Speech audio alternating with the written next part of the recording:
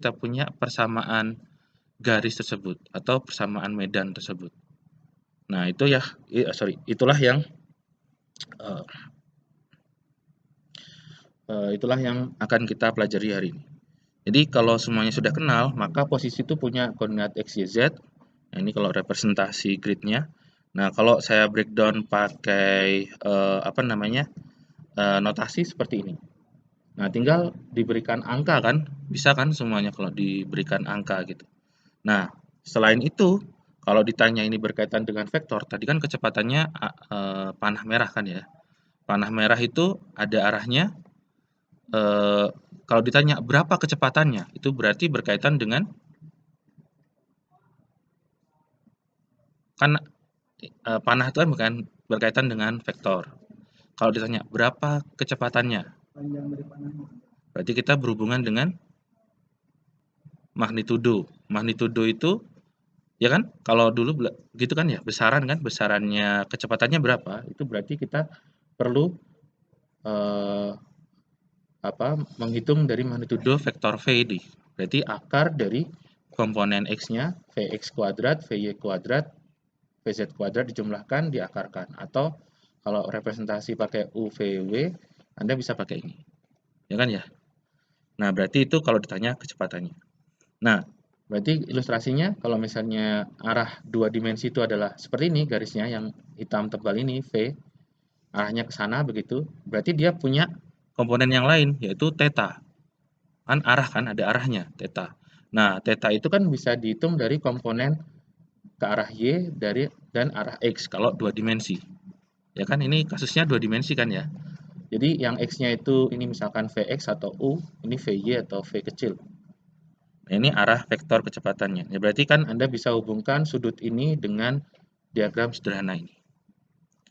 Oke, nah sekarang berkaitan vektor posisi sudah. Vektor posisi ini ilustrasinya. Kalau vektor kecepatan sudah, demikian juga di breakdown seperti ini di teori potensial. Nah, sekarang bagaimana dengan streamline? Nah, streamline itu kan kalau di sini berarti garis yang mana? Kalau di sini. Yang biru atau yang hitam? Kalau streamline. Hitam ya. Berarti yang biru adalah vektor kecepatan. Nah, kan ini ada U, ada tetanya. Berarti ini berkaitan dengan posisi yang ada di satu titik singgung. Ya kan ya? Jadi streamline-nya garis, tapi vektor kecepatannya itu adalah pada satu titik. Nah, di sini bisa ditunjukkan bahwa persamaan dari streamline itu berhubungan dengan dy per dx sama dengan v per u pada satu titik tersebut. Jadi kalau misalnya kita bisa menyelesaikan bentuk ini, maka kita akan dapat persamaan garisnya. Kebayang nggak? Misalkan U dan V kan tadi bisa diganti Vx, Vy kan ya. Berarti kan bisa jadi angka gitu kan ya, konstanta. Nah, sekarang kita punya dy per dx. dy per dx-nya sama dengan misalkan angka begitu. Nah, kalau kita bisa menyelesaikan bentuk turunan ini menjadi y sama dengan atau x sama dengan, berarti kan Anda punya persamaannya, persamaan garisnya. Benar nggak? Nah, kira-kira kalau dy per dx ini mau dibuat atau dihilangkan d-nya, kira-kira diapakan?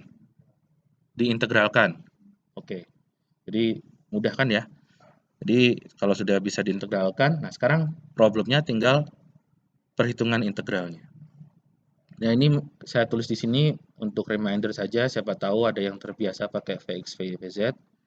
Jadi kalau misalkan kita bicara dua dimensi, misalkan dy per dx, Vy per Vx begitu ya. Nah, berarti di sini kalau diintegralkan kiri dan kanan, maka nanti akan kita bisa breakdown sehingga kita bisa dapatkan persamaannya. Nah, sekarang kita coba dengan ilustrasi.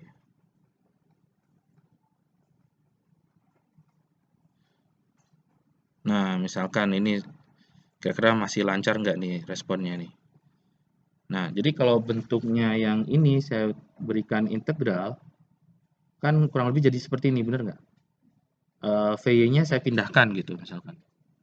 Ya kan?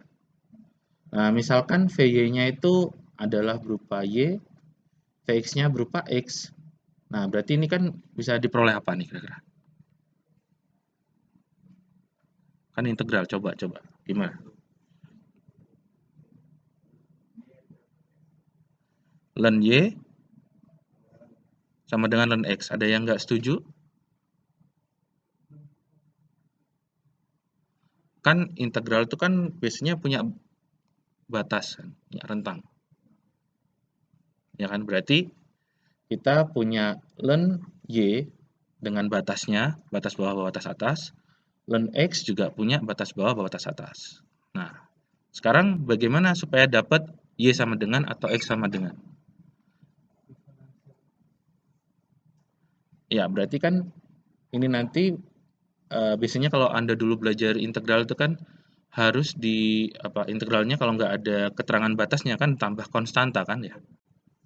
Nah, sekarang kita masuk ke bagaimana kalau menggunakan fungsi waktu. Nah, fungsi waktu ini ilustrasinya yang kemarin kan ada time-nya udah mulai keluar muncul time seperti ini. Maka kita kemarin bicara adanya path line dan straight line. Sudah bisa membedakan kan antara path line dan straight line? Kira-kira kalau yang path line yang mana dari gambar kiri kemarin? Yang titik-titik merah ini ya? Ya, benar. Setuju? Nah, kalau yang straight line, gimana? Bentar. Tadi kan yang titik-titik ini path line katanya. Nah, straight line-nya yang mana?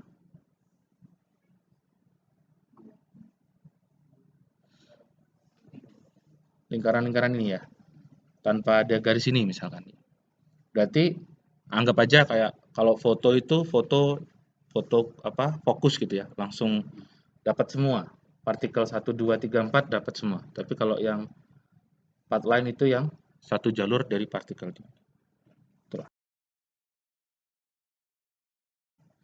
Nah, ini mungkin nanti butuh fungsi terhadap waktu. Nah, ini biasanya kalau alirannya itu adalah unsteady. Kalau alirannya steady, biasanya streamline, path line, dan straight line-nya adalah sama kan ya? Kemarin kan sudah disampaikan. Kalau alirannya unsteady, itu baru mungkin nanti akan berbeda. Dan ini mungkin akan sedikit kompleks ya. Saya nggak tahu ada kalau tadi pakai integral, mungkin nanti harus ada kondisi batasnya gitu ya. Tapi mungkin gambarannya seperti ini. Kalau tadi kita dapatkan bentuk yang fungsi terhadap ruang, nah sekarang fungsi terhadap waktu, bagaimana menghubungkannya? Ada gambaran nggak?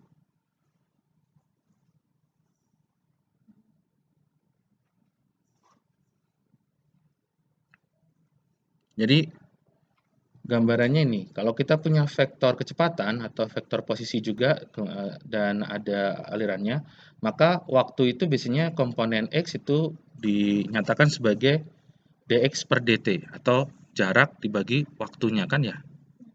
Nah, itu kata kuncinya. Jadi dy per dt dan dz per dt kalau 3 dimensi. Kalau misalkan 2 dimensi, maka ini harus ya diselesaikan untuk yang 3 dimensi atau kalau yang 2 dimensi untuk 2 dimensi. Nah, misalkan contohnya seperti ini. Memang agak sulit ya buat persamaannya. Jadi mungkin ini harusnya ada gambarnya banyak. Harus bisa bikin ilustrasi dari persamaan ini. Misalkan ditunjukkan seperti ini. Vektor V ini sama dengan sin dalam kurung omega t minus y. Ini ada i tambah j. Berarti ini ada berapa dimensi? 2 dimensi karena i dan j. Yang z-nya apa? Z-nya 0 kan? Nah, sekarang di sini tentukan vektor posisi pada saat t sama dengan 0 dan t sama dengan pi per 2 omega.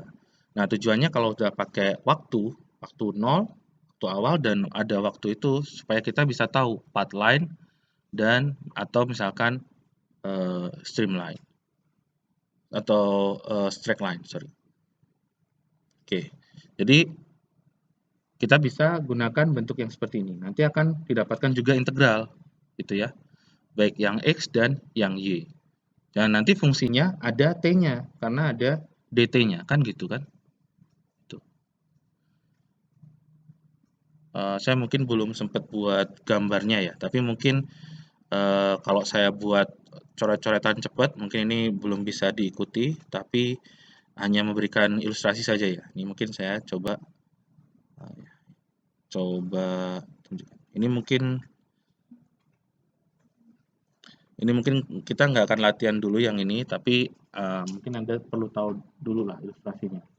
Jadi kalau misalnya VY ini bisa di breakdown jadi bentuk seperti ini, VX-nya Anda juga bisa breakdown, kemudian dx per dt, dy per dt, Anda bisa selesaikan. Tentu saja ini lebih rumit karena berkaitan dengan trigonometri, dan kemudian karena ditanya pertanyaannya pada saat time sama dengan 0, misalkan mau melihat path line berarti satu fluida sebelum keluar. Berarti kan dia posisinya diam pada titik x, 0 atau y sama dengan x sama dengan 0. Nah, nanti Anda akan dapatkan C1 dan C2-nya, kemudian nanti Anda akan dapatkan persamaan pada saat T sama dengan 0. Nah, nanti kalau ditanya yang pi per 2 omega, Anda juga lakukan hal yang sama, sehingga nanti Anda akan dapatkan persamaan X dan Y pada saat time pi per 2 omega.